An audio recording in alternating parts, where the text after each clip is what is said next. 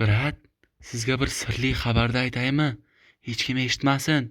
Yaqinda Free Fire 10 yilligiga bag'ishlab yangi anime chiqaramiz Free Fire haqida.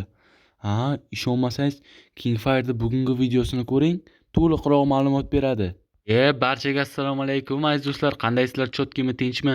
Короче, o'sha Chorniy Belli Kingfire aytganidek, bugungi videoda ana shunaqa topoviy, hech kim bilmaydigan sirli yangiliklarni aytib o'tamiz va yaqin kunlarda qanday jekpotlar kelishi, qachon yangilanish kelishi va Magetskiy kub qachon yangilanishi haqida ham albatta shunaqa topoviy sirli ma'lumotlarni hammasini aytib boraman.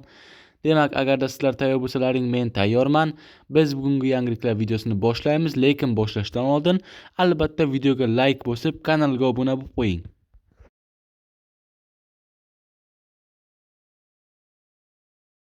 Demak, bugungi videoni sizlarni xursand qiladigan yangilikni aytib boshlayman, chunki sizlar xursand bo'lsalaring, albatta videoga like bosasizlar. Sizlar ham kebe o'ynab yurgan paytlaring qaysidir kirisa, drabaviklarni ko'tarib ot minib olib yugurib kelyaptimi? Endi bunday narsa bo'lmaydi, chunki razraботchilar bu narsani ham oldini oldi.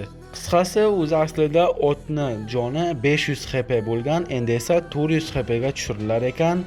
Va endi har bitta kartada oldin 8 ta 9 tadan ot bo'lgan bo'lsa, endi bu yog'iga 4 ta yoki 5 tagina ot bo'ladi va razraботchilarning bu qilgan ishi menga yoqdi, lekin o'zingizning fikringizni albatta kommentariyaga yozib qoldiring. O'sha 17-iyul sanasida Free Fire va Blue Lock kollaboratsiyasi boshlanadi va unda sizni xursand qiladigan yana bir yangilik bor.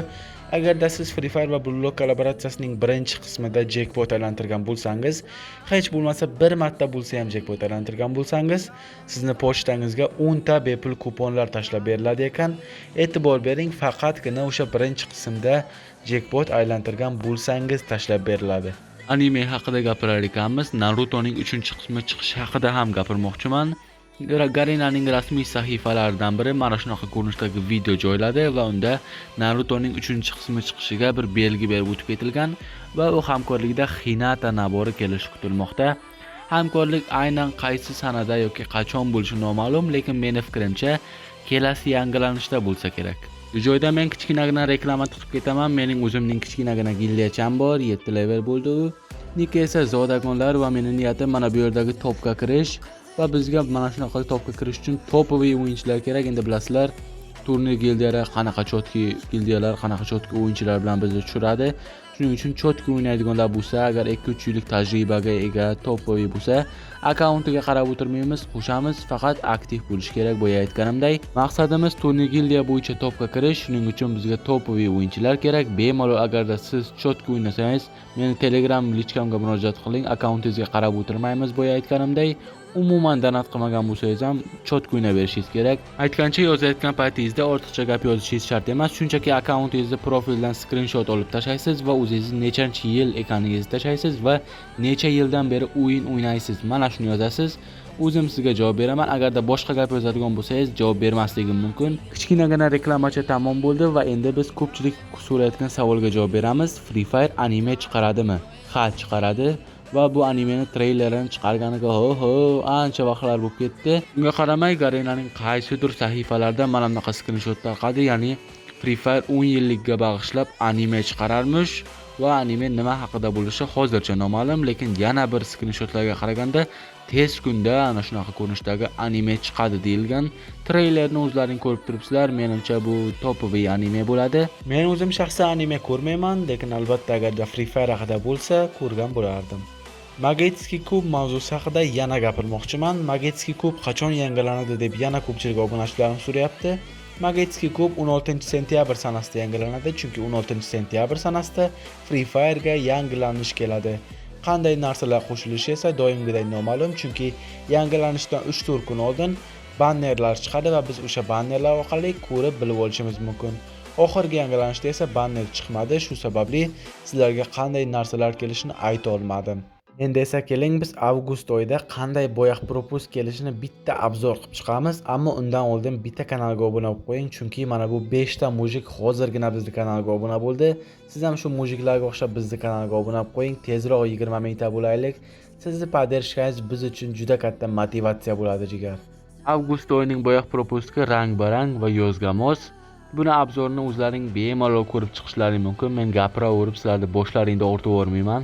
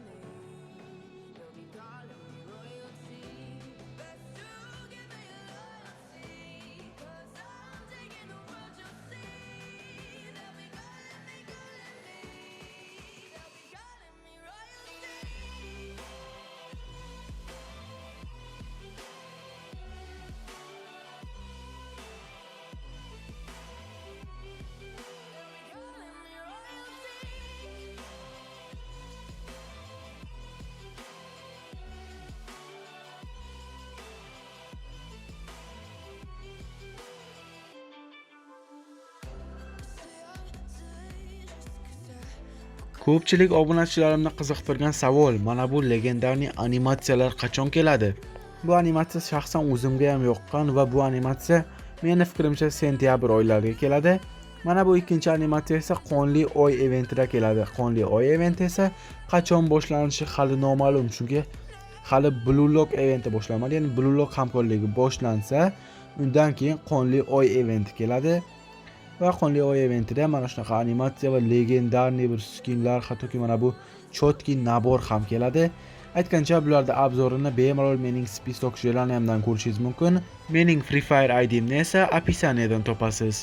Endi esa keling biz tez kunda olishimiz mumkin bo'lgan bepul narsalar va tez kunda kelishi kutilayotgan jackpotlarni aniq chiqish sanalarini ko'rib o'tamiz. Sezganingizdek video oxirlab qoldi. Videoga like bosib, kanalga obuna bo'lib qo'ying. 17-iyul sanasida Free Fire'ga mana shunaqa ko'rinishdagi sabitga keladi va unda mana bunaqa skinli quti olishimiz mumkin. Skinlar albatta chiroyli emas, lekin mana bunaqa mototsikl uchun skin ham olishimiz mumkin.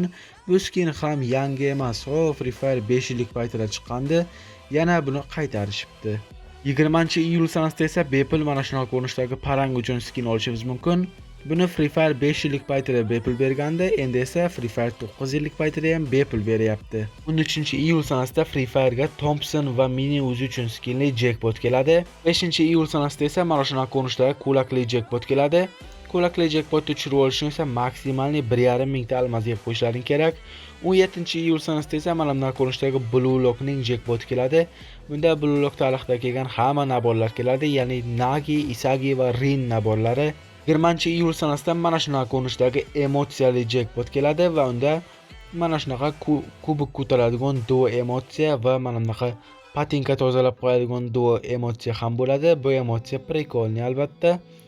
Va mana bu LOL emotsiyasi qaytadi bolalar. Bu emotsiyani ko'pchilik bepul beradi deb meni kommentariyamda negativlik qilardi. Qani bolalar bepul bergani? Mana shunaqa jackpotga chiqyapti. Lekin jackpotga chiqqani ham yomon bolalar. Shunday qilib biz bugungi Free Fire yangiliklari videosiga yakun yasaymiz. Albatta video sizlarga yoqqan bo'lsa videoga like bosib, kanalga obuna bo'lib qo'ying va videoni eng yaqin Free Firechi do'stlaringizga ham yuborib qo'yinglar. Ular ham yangiliklardan bexabar qolib ketmasin albatta.